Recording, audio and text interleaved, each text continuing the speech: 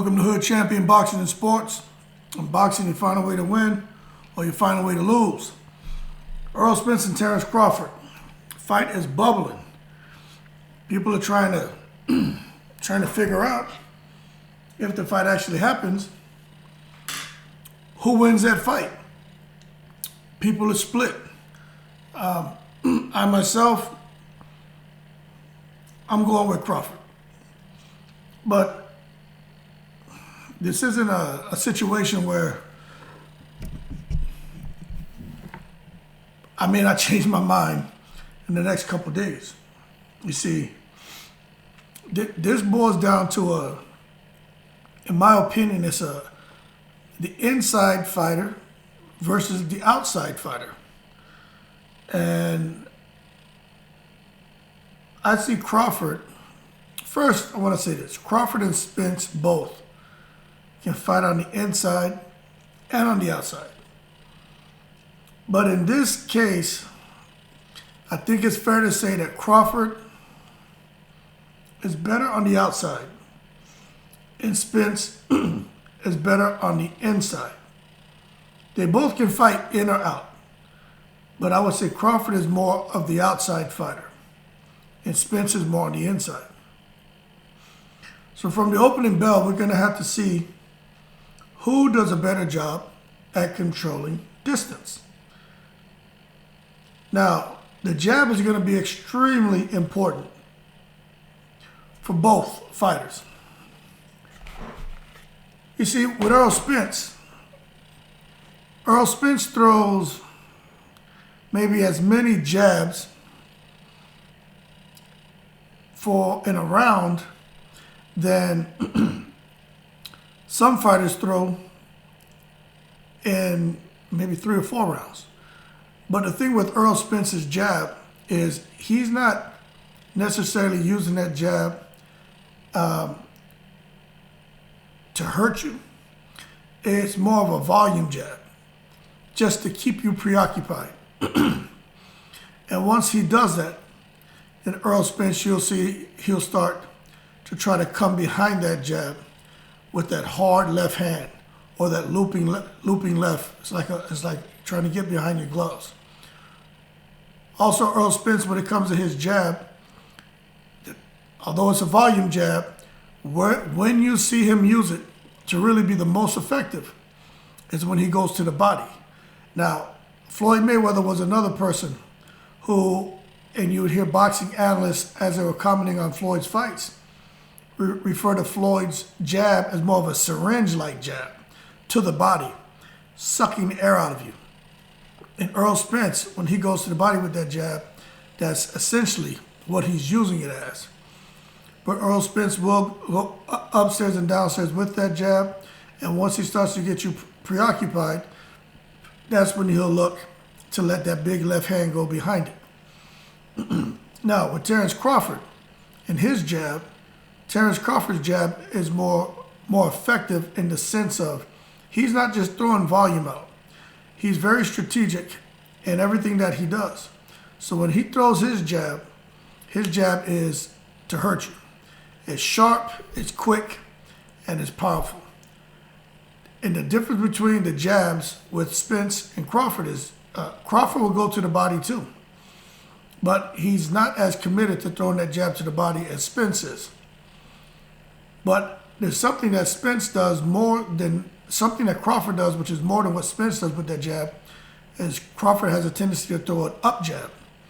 And he'll kind of take a bit of a half step back, bend his knees and crouch. We would almost expect him to throw that backhand.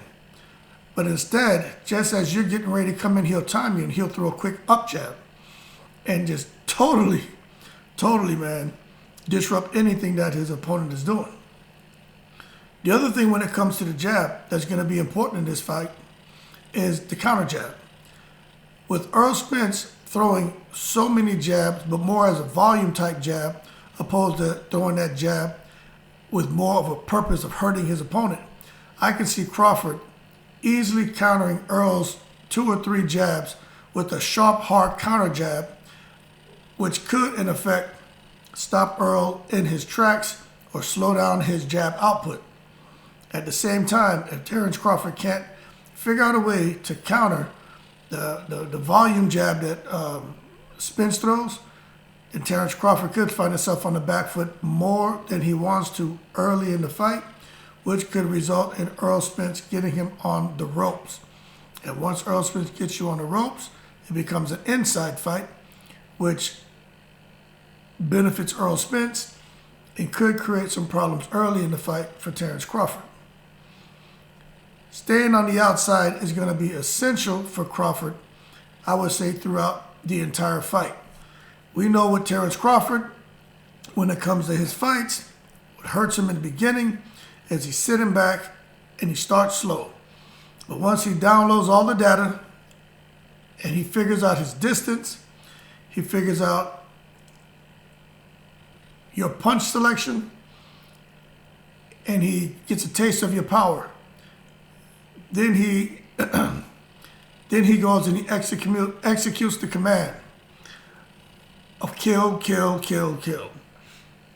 And we've seen Terence Crawford do this time and time again, but most recently, where he fought Shawn Porter, we saw Terence Crawford collecting data and making adjustments. Now, I have to be honest, Terence Crawford had got behind in that fight, but at the same time, once he started to figure out Shawn Porter, and when his corner told him he was down, Terence Crawford went into the round, the very next round, and he stopped Porter. And he did that by effectively countering the aggressor, staying on the outside, and holding his ground. It's extremely important in this fight for Terence Crawford to hold his ground, as Spence, like Shawn Porter, is more than likely going to be the aggressor, working behind the jab, up and down, coming with the big backhand, and trying to get Crawford on the ropes and in defensive mode. If Crawford can hold his ground and counter Spence effectively by staying on the outside and being intelligent, Crawford has a good chance to win this fight. Conversely, if Spence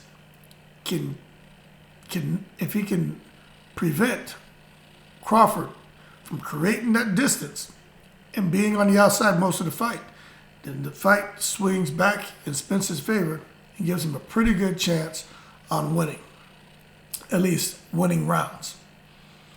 The half step back, okay? Now, you know, in boxing, this is like 101 stuff. You always, when you're taught when you're learning defense, the importance of taking a half step back.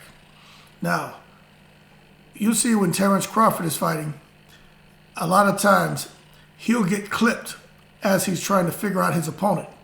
And when he takes a step back, whether it's a half step or a full step back, sometimes Terence Crawford goes straight back and he miscalculates the distance, and his opponent will let their hands go, and Terence Crawford has, pretty consistently had shots landed on him from going straight back.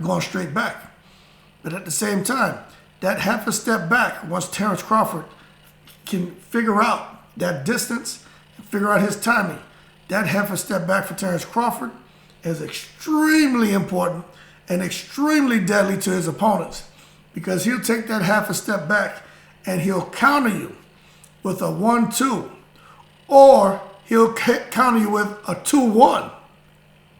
Also, he will throw that hook, a lead hook, or from that half a step back, he'll throw a lead hook, or he'll throw the uppercut. With Errol Spence has a tendency, when he does take that half a step back, he'll go with, I call it like an elbow guard. His elbows are up there, so like his power hand is here to catch whatever shot you're throwing, and then he's using the other hand to parry or to catch whatever your jab. And when he takes that half a step back, the thing is, if Errol Spence is trying to counter someone, it can be effective, because once they throw and he blocks it, he comes right back with his his jab or his shot to the body in the big left hand. But in in a case like him fighting a guy like Terrence Crawford, once Earl Spence takes that half a step back and he tries to use that elbow guard and parry the shot, Terrence Crawford has extremely long arms, and Terrence Crawford knows how to punch around that guard because it leaves this part open. So he can get around that guard and clip Earl Spence. At the same time, when you have that high elbow guard up and you're using that as defense and you're using your right hand to parry the shots, it leaves your body open. And Terrence Crawford is going to see that a mile away. And that's going to create problems for Earl Spence. Terrence Crawford isn't a guy who uses that elbow guard for defense. That's not really Terrence Crawford. He uses his legs to get out of range. He has pretty good upper body movement and head movement. But a lot of Terrence Crawford's defense is his offense and being able to counterpunch. Parrying, catching the jab, you see both of them do it. And in a case like this, again, we've kind of talked about the jab already. Terrence Crawford isn't really one to try to parry a jab. He can. Terrence Crawford is more countering you. You know, he can get his guard up, he can catch your jab and counter, but he's more, you throw the shot, he'll slip it, and then come back and counter you with something. And that totally discourages his opponents from even throwing, because Terrence Crawford has extremely heavy hands and quick hands. And he's long, so when you think you're out of reach, you're not, because Terrence Crawford will touch you and buzz you. Earl Spence, on the other hand, is a guy who's going to sit in the pocket, try to parry a jab, counter your jab, and he'll catch it, and then he'll get his shots off. As in particular, when Earl Spence starts to parry and catch your jab, once he parries it, you throw that out, and he parries it with that right hand, and he dips down, your body is exposed. So Earl Spence is going to rip to the body and start putting you against the ropes. And when he does that, Earl Spence, we call it, breaking the windows. He's going to start breaking those damn windows, man. I'm talking about your ribs and your body. And as your hands start to come down, then Earl Spence will come back up top. And what you've seen in fights when Earl Spence starts to do this, round after round, he eventually it's not even the one-shot knockout power. He just beats a person down because they've got the volume, jab going, you got the big left hand coming behind it, you got the looping left hand, you got the hook, you got the uppercut, then he starts to break down your body. Earl Spence will beat you literally from head to toe. Now, Terrence Crawford is a special fighter. I'm not sure Earl Spence is going to be able to do that to Terrence Crawford. I think Terrence Crawford is smart enough to not stay on those ropes long. But then again, Earl Spence has a way. He can use those elbows, pin you on the ropes, keep you on the ropes. Because remember, Earl Spence is the bigger man here. Terrence Crawford is the smaller man. Don't care what anybody says. This isn't my opinion, man. Earl Spence is the bigger man in this fight. So if Earl Spence chooses to, now, just because he's the bigger man don't mean he's the stronger man. Because, Terrence Crawford's out there, I don't know what he was deadlifting, 500 pounds or something. Not very easy to do. So Terrence Crawford is physically strong, but he's not the bigger man in the ring.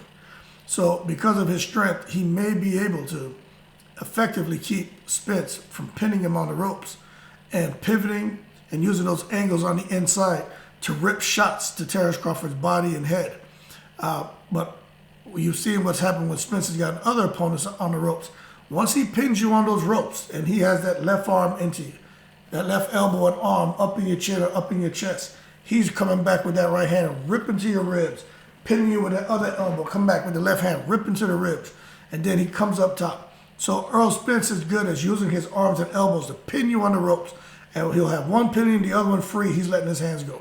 And he's pivoting, and he's using angles, and he's making it impossible for you to come back with anything because he buries his head into your chest and his elbows here. And when you look, see, this is the thing. If I'm in your chest and I'm looking down, right, I can see your feet, and I'm here in your chest. I know where your head's at. I don't need to look up to know where your head's at. And I know where your body's at. So when I start ripping shots, I can come up top because I know where your head's at. And then I'm pinning you on the rope so you can't get out the way. And Earl Spence does that very, very, very good. The other thing that I think we're going to see here from Crawford, is that pull counter. Crawford, man, when he's collecting that data in the beginning, you'll see him after about the third or fourth round. He'll wait for you to jab, wait for you to throw a shot. He'll pull and he'll counter you. Damn near killed Amir Khan in that first round with that pull counter, didn't he? When he gets in with Earl Spence, I think because Earl Spence is smart. And I'm not talking like these are average opponents, okay? So don't say, oh, Earl Spence isn't going to do that. I'm just giving a bit of my own analysis. You may not agree, but don't take it like I'm talking like these guys are average Joes. These guys are special fighters. But what I'm saying about Earl Spence, when he's throwing that volume jab, I just don't think he's going to be a way to get away with just, jab, coming forward. I just don't think he's going to be able to get away with that without Terence Crawford starting to time him. Earl Spence, all of Earl Spence's jabs, in my opinion, for this fight, going to have a purpose. Because Terence Crawford, unless he catches Terence Crawford while he's switching and gets him off balance, just that volume jab can, get him a flash knockdown. Not that he hurts him, it's just he's off balance. And if he's coming forward very strongly, he can get Terence Crawford off balance and get a little flash knockdown. But I just can't see him coming forward with that volume jab and Terence Crawford not starting to time it. And even sitting there, allowing him to get some success and get comfortable to come again and then step back and counter or slip to the side and counter. Because Terence Crawford can do that. And when I'm trying to envision it, I can see that happening unless Earl Spence, his jabs are definitely with the purpose and the intention is to hurt, not just to blind and to keep you busy and preoccupy your mind. You're going to have to put a little bit of a zest on those jabs. If not, he's going to pay the price. The counter 1-2. Terence Crawford is good for using that counter 1-2. Earl Spence can do it, but I don't think he'll have as many opportunities to use a counter 1-2 against Terence Crawford because Terence Crawford doesn't waste punches. Earl Spence, he's going to come towards him, and he's going to let his hands go. And that could get Earl Spence a lot of success. But the trouble he can run into, if you watch Terence Crawford's other fights and even Earl Spence's fights, if these guys, for some reason, decide they just want to throw a single shot out there, and they do it too often, they become predictable. And Spence or Crawford both can throw a 1-2 counter. And if they catch you with that and buzz you, then they will open up. But the 1-2 counter is going to be, the jab, the 1-2 counter is going to be extremely important. And also the 2-1. You see, a lot of people get used to that 1-2. But then there's the backhand and then the jab. Crawford is known for doing that. And it's highly, highly effective. He'll do it when he's switching from, right to left, left to right. He'll go from a 1-2 switch, then 2-1. 2-1, and just catch opponents off guard. And Crawford's good for doing that. So when it comes to somebody getting off on a 1-2, 2-1, or coming forward, Earl Spence, to me, he's kind of basic. If you watch Earl Spence, he's just coming in, step, jab, cross, hook. That's like, I'm eating cherries. That's one-on-one stuff, man. We all learned that. You can go right here to you can go to a fitness club where they teach, I do like cardio, kickboxing or boxing cardio.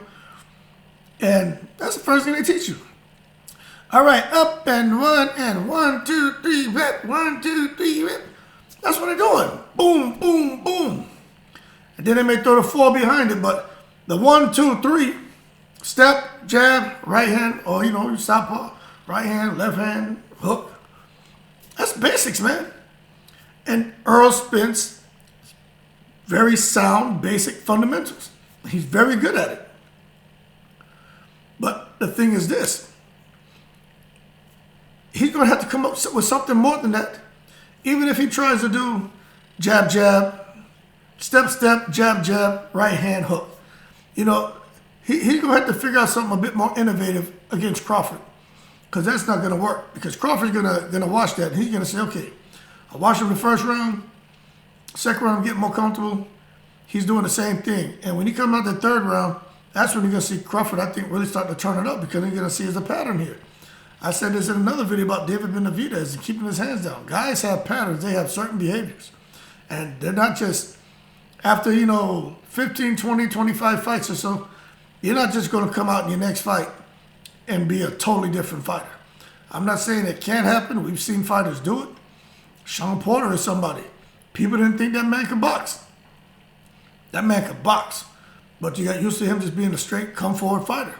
But, he flipped the script when he got his butt in there with, I think it was Danny Garcia. He boxed and let his hands go. And fought rough, but he came up boxing. People weren't expecting that.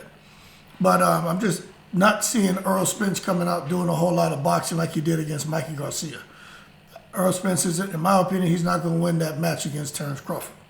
I think he can get up early on the cards because of just him, the volume of punches he throws, and Terence Crawford starts slow. But I think Terence Crawford at some point will figure him out. Then he's going to really start to turn it on. He's going to really start to turn it on. So that step jab, cross right, step jab, right hand hook. That's you're gonna need more than that going against a guy like Crawford. So this is something else here. That jab, right? Spence and Crawford both.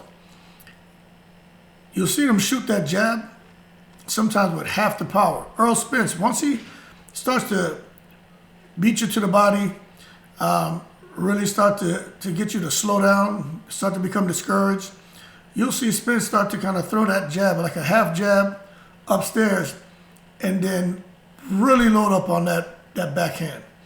And when I say load up, he throws that with the intentions of knocking you out. So that jab isn't necessarily something to hurt you.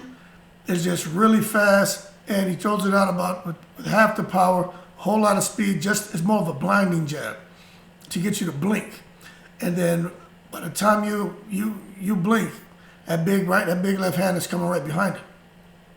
And when these guys commit to their power shots, they're very, very successful. And when they really start to let those shots go, especially when they land, you notice that they get their opponents out of there. Terence Crawford is another one. Terence Crawford, a lot of his shots, they're more like pop shotting you. But once Terence Crawford decides to sit on his punches, get set and explode, he is very, very explosive. And most of the time, he gets his guys out of there. Doesn't take long for Terence Crawford to get you out of there once he decides that's what he wants to do. And in a situation like with him and Earl Spence, they both can be hurt. And they both hit hard. Say what you want. That's why I have these images here. That's the one where Crawford was fighting the guy, I don't even want to butcher his name, Kavalauskas. If I'm butchering his name, sorry. But he knocked Crawford down with a big, I think it was a right hand. So Crawford can say what he wants. He was hurt, he went down. And then that fight with Spence and Ugas, what you're seeing there was Spence get hurt. Before the mouthpiece went out, Spence got hit with a short hit in the right hand. It was short, straight, and super fast. And he dazed Spence. Then he came back and caught him again, but Spence was already dazed. The mouthpiece flew out, and that's why Spence had that look in his face. He had that lost look in his face. And he went walking towards the damn mouthpiece. It's because he was dazed. And then Ugas came and clipped him. The ropes kept him up. That should have been a knockdown. And then Ugas just backed away instead of finishing him off. But so Ugas missed his opportunity.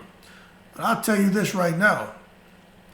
If Crawford gets Spence dazed and hurt like that to where he's defenseless, Spence is out of there. And if Spence drops Crawford, the way this guy, the last name begins with K, if Spence drops Crawford like that, Spence is going to come and he's going to pour it on and pour it on thick. So that's the other element to this fight that makes it interesting is both of these guys can be hurt. And Spence, and I think early in his career, he almost got knocked out. He got hit. His legs were gone. Can't remember the guy's name. I did a video about it and I talked about that, but off the top of my head, I can't remember the guy's name. It was pretty early in Spence's career, but he got caught. He was winning that fight, but then he messed around and got caught.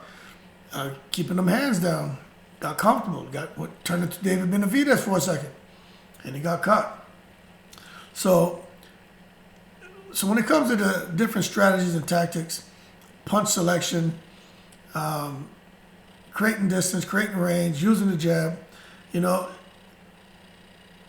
it's just a matter of who can impose their style on the other fighter, and who can really do that consistently throughout the fight, and eventually maybe start to break down the other opponent. Now, when you look at volume, you definitely got to look at Spence and say if he can do what he's always done, which is overwhelm his opponents, you got to give him a good chance of winning this fight.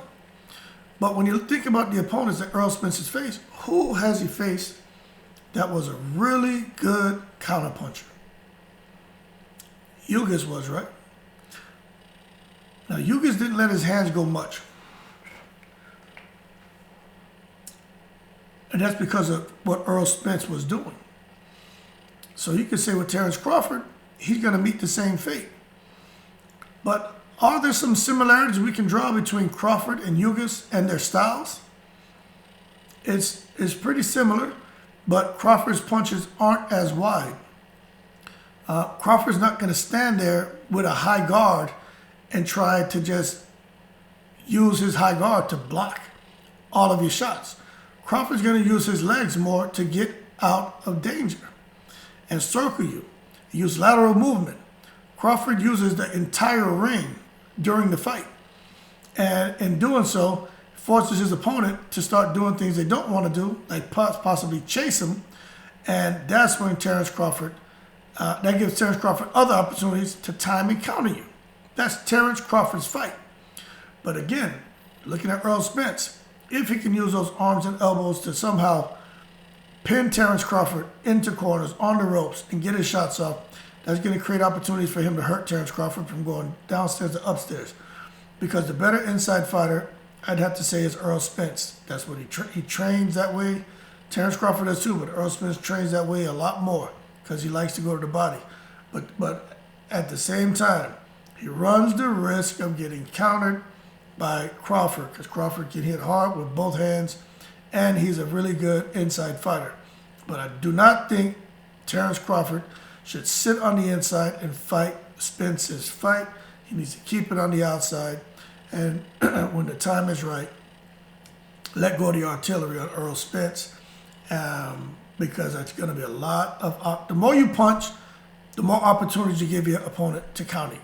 And Errol Spence is going to present a lot of opportunities for Terence Crawford to counter him. Talked about pivots, we talked about angles. When Spence gets you on the ropes, when Spence gets somebody on the ropes, it's all pivots, all angles, all hard shots. And when you watch what's happening when Spence gets people on the ropes, man, you almost want to beg the referee to stop the fight. Like, he is just destroying people. Like, it's violence, like Dylan White says, it's maximum violence taking place. So Terence Crawford cannot afford to end up on those ropes and take those kind of shots. I don't know how many of you guys have ever been tackled or ever, had the wind knocked out of you, fell down and had the wind knocked out of you, or even if you did in some kind of combat sports and you had the wind knocked out of you. That's a horrible feeling. You imagine being in a ring with a guy like Errol Spence that's banging to your body, knocking the wind out of you, and you can't get your breath. I remember getting the wind knocked out of me one time. We were sparring. I was in Germany. And we were down in the gym. And some guys were out there, training. And I went down there to hit the heavy bag. And started talking, like most of you do, start talking to the guys. And they were getting ready to spar. And they actually had a coach there. And kind of told them my situation. Talked about my experience level and let them know, hey, I'm no pro or anything, but I could probably help you guys out a little bit. And they could help me out, So anyway, we got in there and we were sparring. And there was one guy was sparring, right? This is about Spence and Crawford, but I'm going to give you a story. Anyway, this man was trying to float like a butterfly and sting like a bee. And I hit that guy, man. He was bigger than me. And I hit him, man. And he didn't like it because he didn't know me. Some guys in the gym, man, they be feeling themselves. Sometimes they'll underestimate you, look at you, think you're soft, pretty boy, shit like that. So anyway, I caught him. And he didn't like it. So going into the next round, I think I got a little bit confident. And this guy hit me. He dipped. I thought he was gonna throw it up to my head, and I got my hands up. He threw a shot to my body. There was like 15 seconds left in the round, and he hit me right there in my solar plex, and I didn't feel anything, and I was moving around. I know he hit me, but I didn't feel anything. Maybe about 7 seconds went by, and then all of a sudden, just felt the air just leaving my body, man. And I was like, yo, I can't breathe. But he didn't know that. And then the bell, the damn bell went off. And I walked over. I walked over there out the ring. I walked over by the door so no one could see me. They had no idea I was over there gasping for air, man. So I give you that story because I couldn't imagine that happening to me in the ring. And you got someone like Earl Spence still coming at you, beating your body like that. I'm telling you, man, if that would have been a no kidding, a real fight, and he would have caught me with that, say there was 45 seconds left in that round, I would have been in bad shape. Because even after that minute break, the air started coming back, but man, you still felt it like right in the middle, man. It just felt really, really uncomfortable. I was like, man, I can't get hit with that again. So we finished off our sparring. Everybody had respect for each other, and it was fun. But I remember that. And when I'm watching boxing sometimes, and I'm watching what Earl Spence is doing to the body, I'm like, man, you can't keep taking those kind of shots. So Earl Spence pivoted and angled, and just breaking the glass out the building, man.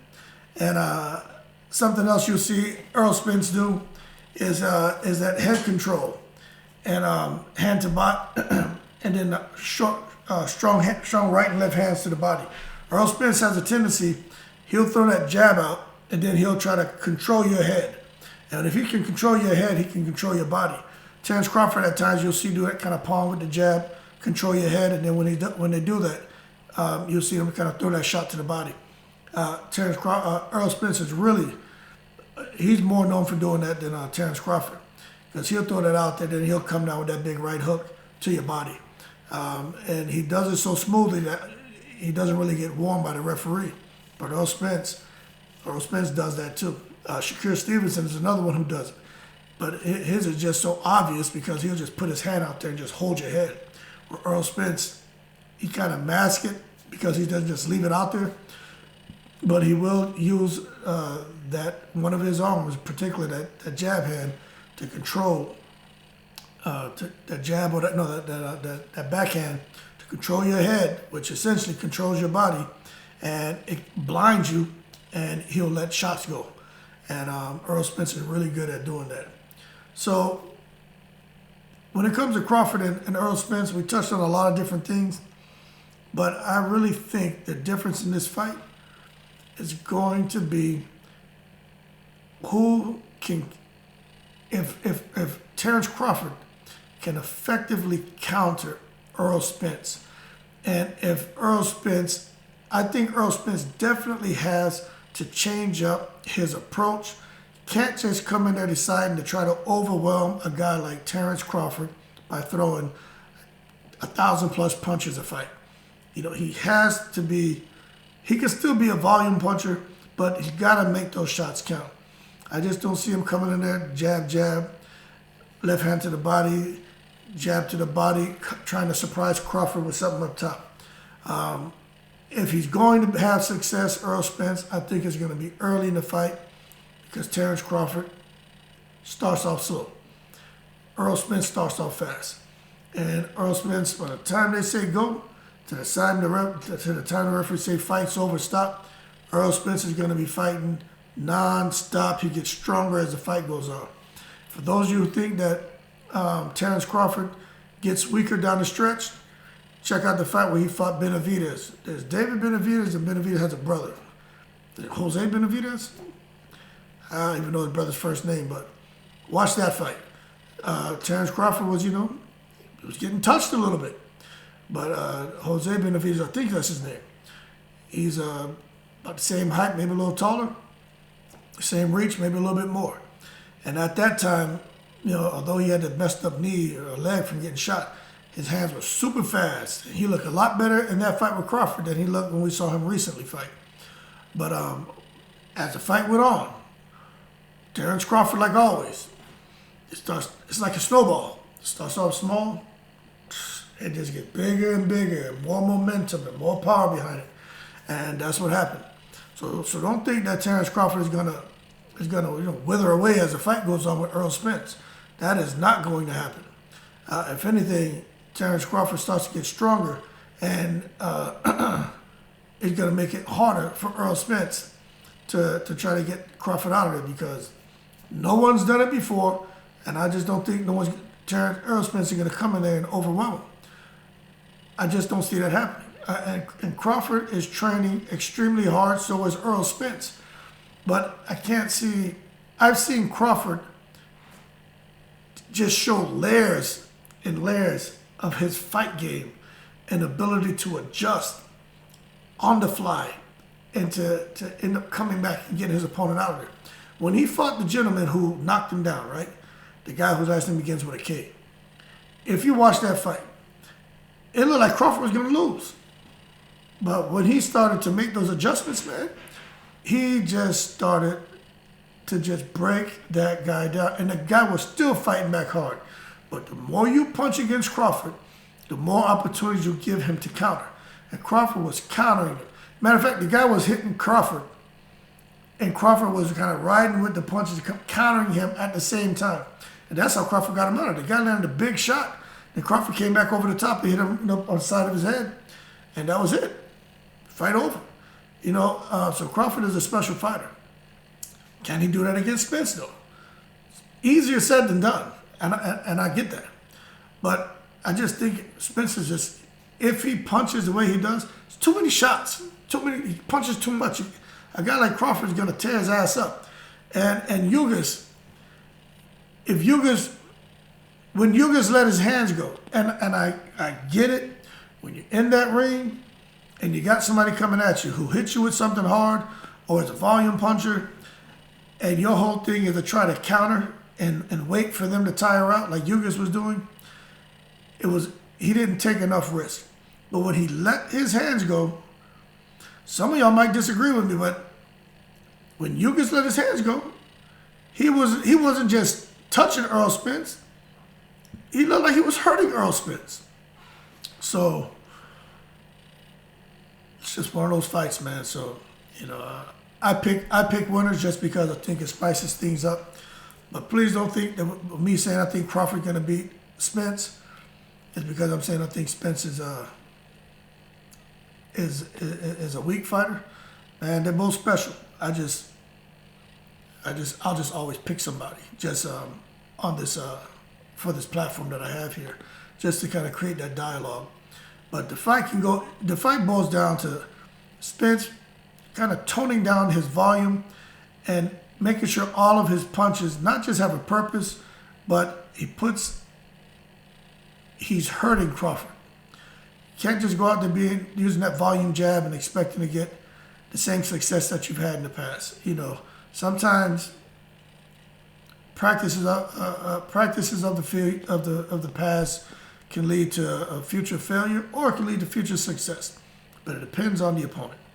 And in this case, I think if Errol Spence decides he's just going to use a lot of volume and try to use those elbows to pin Crawford and rip shots, because it's worked in the past, I think he's going to lead to future failure for him, and I just don't think he's going to win the fight. And for Crawford, if he's feels that, I'm going to spend the first 3-4 rounds like I've done in the past to collect data, download, and then decide, okay, I'm going to go ahead and hit transmit, and now I'm going to go ahead and execute the game plan. That's not going to work either. It's going to lead to future failure. Both of them are going to have to make some changes, because this is not an easy fight. Great fight for us as the fans, but for those coaches strategizing, I feel for them. Derek James, though, man, you gotta give him some credit. I wasn't even thinking about that just now. What he did with Jamel, I wasn't even talking about the coaches. I'll do that for another video. Forget the Derek James piece. I'm gonna go figure out another video about Derek James versus Bomac and who can make the adjustments. But I'll go ahead and say it right now. If we're talking, who would you give the benefit of the doubt to come up with the best game plan? Got to go with Derek James. Doesn't mean I'm still picking Spence, but you can't, like I said, it's a 50-50 fight, man. But I'm just picking just to create the dialogue, to spark dialogue. So I'm going to go with the outside guy who should fight on the outside, who's going to be able to take advantage of the volume puncher. I'm going to pick Crawford, counter punching, 1-2, 2-1, half step, the big left hand, right hand, everything that Crawford does. I just think whatever Spence is going to bring, Crawford's going to have the engine to go to 12 rounds, a hard 12 rounds. And Crawford, when he throws his punches, he throws with bad intentions. And I think he's going to be doing effective countering with the jab. He's going to be effectively pulling back and countering, coming forward, slipping and countering. I just think this is going to be an opportunity for him to showcase everything. And with Spence, best chance he has, in my opinion, is to get Crawford on those ropes. But, hey, both of these guys are elite. So we'll see what happens. But that being said, I'm out of here, man. I talked long enough. I think this is one of my longest videos. But I hope y'all enjoyed it, man. I threw a lot at you. If you don't understand it all, I apologize. But it's just so many things that these guys do when it comes to boxing. You finally get an opportunity to kind of talk and shed light on some of the different punches, different combinations. When it comes to footwork and the different things we learn, you finally get an opportunity to kind of talk about that with you. And I know a lot of you guys are tracking, and other of you, hopefully you can kind of envision what I was talking about. But as always, y'all keep cool. Take care of yourselves. Shout out to the veterans. I appreciate the support. I'm in the breeze.